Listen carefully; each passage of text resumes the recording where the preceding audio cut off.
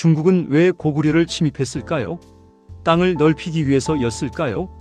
아니면 고구려는 한나라에 고구려가 절대 밀리지 않소. 두려워서였을까요? 한나라가 쳐들어오면 박살냅시다. 중국은 맞소. 왕조가 우리가 바뀔 지켜내겠소. 때마다 반드시 그 그리하리다. 목적을 위해 고구려는 고구려를 한나라에 절대 끊임없이 밀리지 않소. 침입했습니다. 한나라가 쳐들어오면 하지만 고구려는 중국의 침략에 조금도 기가 죽지 않고 끝까지 맞서 싸웠습니다.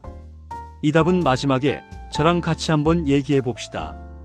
그리고 고구려 사람들의 용감한 모습을 살펴보러 들어가 봅시다. 고구려 역사 속에서 왕만큼이나 중요한 인물이 있다면 바로 명림답부입니다. 그는 단순한 신하가 아니라 고구려의 존망이 흔들리던 순간 나라를 지켜낸 명재상이자 명장으로 평가받고 있습니다.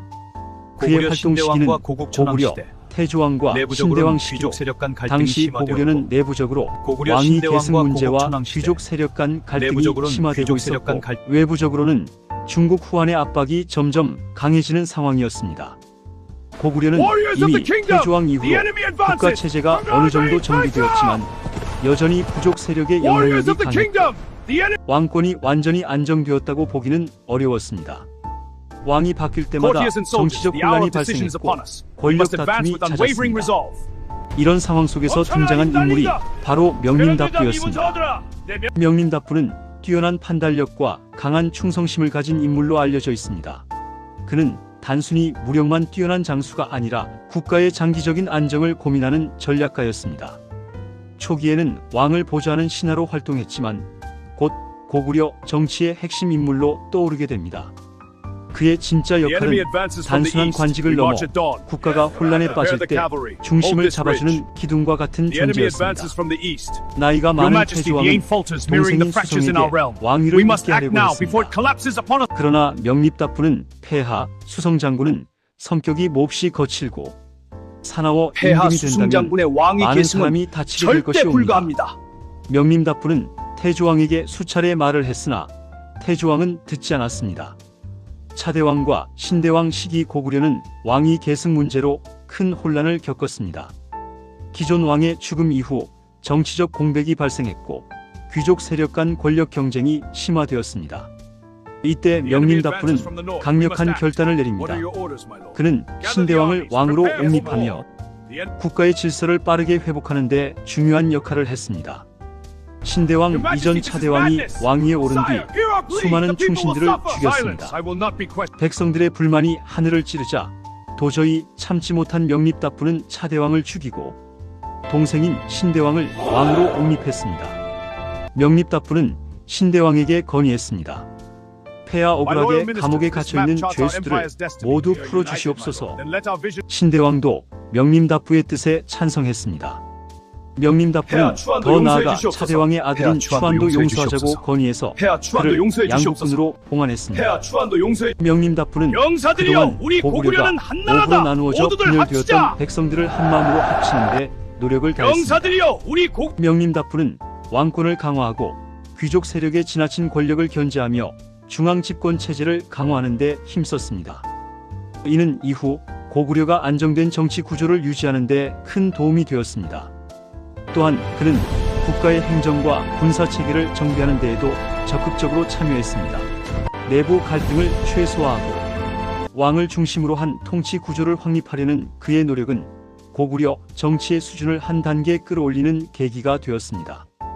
특히 명림답부는 단순히 권력을 장악하는 데 그치지 않고 국가의 장기적인 안정과 우선이다. 발전을 목표로 했다는 점에서 다른 권력자들과 차별화됩니다. 명림답부의 이름이 역사에 크게 남은 이유는 바로 좌원 전투 때문입니다.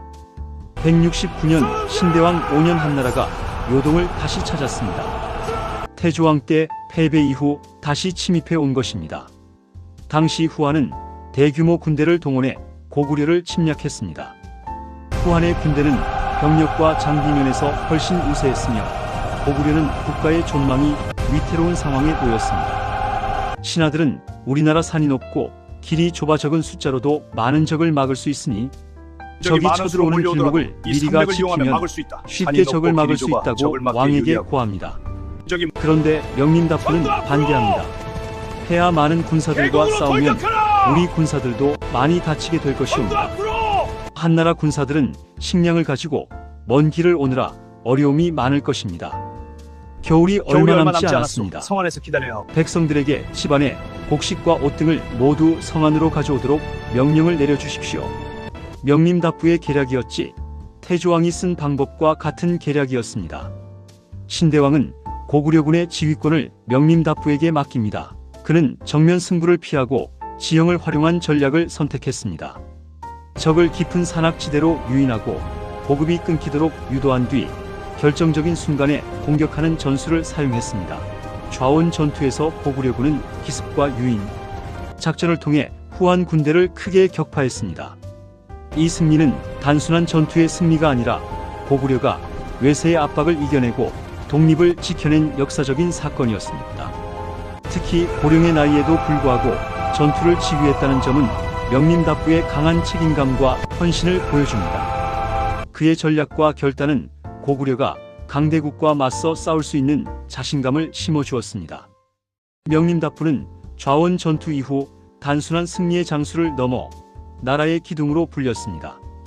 좌원에서 한나라 대군을 무너뜨린 뒤 그는 대선 장군의 환호 속에서도 조용히 말했습니다.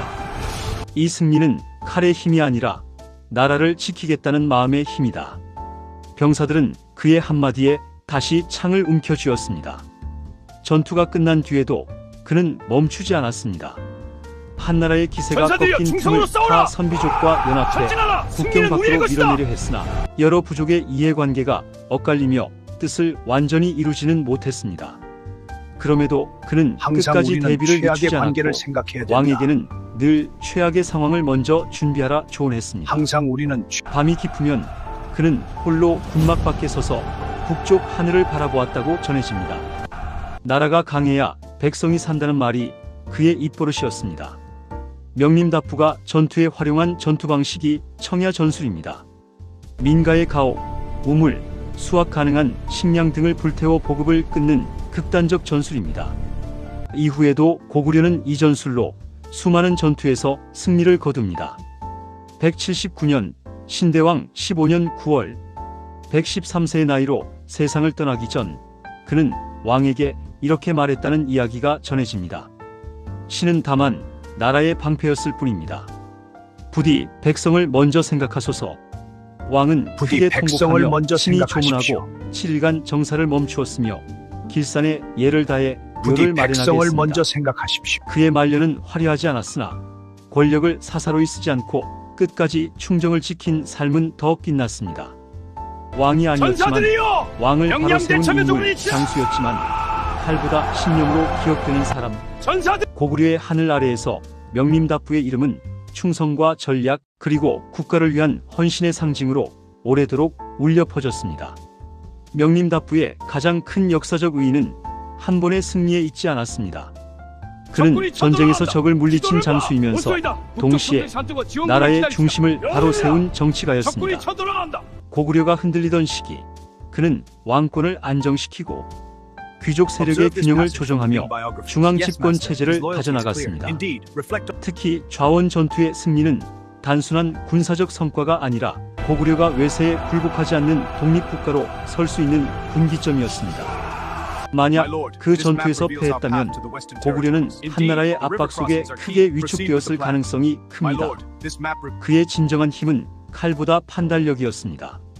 그는 감정이 아닌 계산으로 움직였고 개인의 영달이 아닌 국가의 생존을 기준으로 결단했습니다.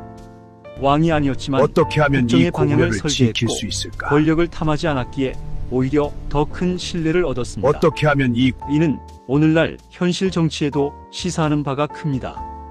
국가가 위기에 처했을 때 필요한 것은 과장된 구호가 아니라 냉철한 전략이며 지도자의 충성은 특정 인물이 아니라 국민과 국가의 미래를 향해야 한다는 점을 보여줍니다.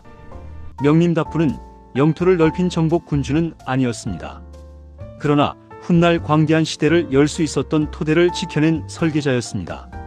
정치의 본질이 권력 쟁취가 아니라 공동체의 안정과 지속 가능성에 있다면 그는 그 본질을 실천한 인물이라 할 수 있습니다.